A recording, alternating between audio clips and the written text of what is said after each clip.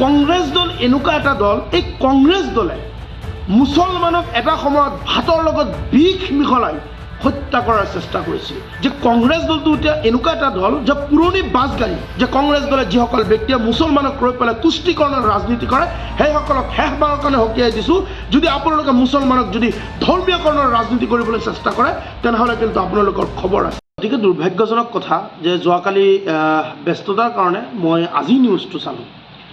এজন ব্যক্তিয়ে ক'ৰবাত কৈ আছে যে কংগ্ৰেছ দলক ভোট নিদিলে এই মানুহ মুছলমানৰ পৰা খাৰিজ হৈ যাব।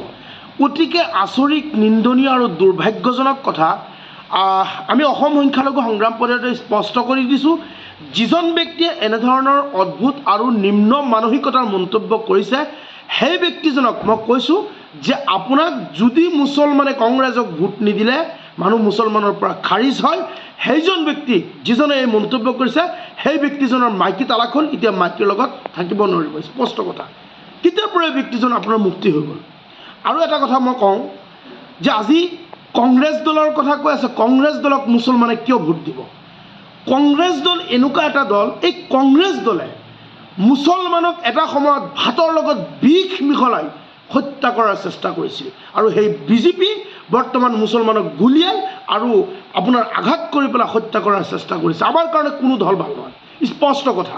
আৰু চাওক যে কংগ্ৰেছ দলটো এতিয়া এনেকুৱা এটা দল যে পুৰণি বাছগাড়ী, যে পুৰণি বাছগাড়ী ক'ৰবাত গৈ পেলাই বেয়া হৈ গ'লে তাত ৰখাই বেলেগ বাছগাড়ী ধৰে। তেনেকৈ আজি কংগ্ৰেছ দলত যিসকল ব্যক্তি আছে সেইসকল ব্যক্তি কেইদিন পিছে পিছে এজন এজনকৈ MLA তেওঁলোকে বিজেপিত যোগদান কৰে।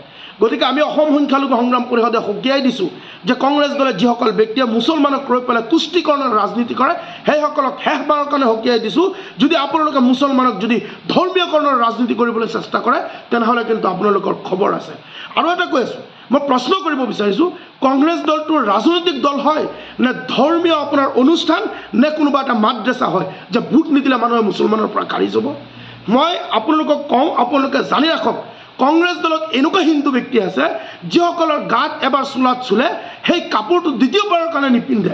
সেইসকল ব্যক্তি, সেইসকল হিন্দু ব্যক্তিও কংগ্ৰেছত আছে। গতিকে আমাৰ কাৰণে কোনো ভাল নহয়।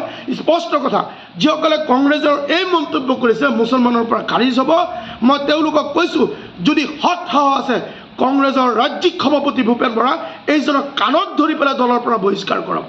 ইয়াত কোনো দল, আমি হিন্দু মুছলমানৰ দল নহয়।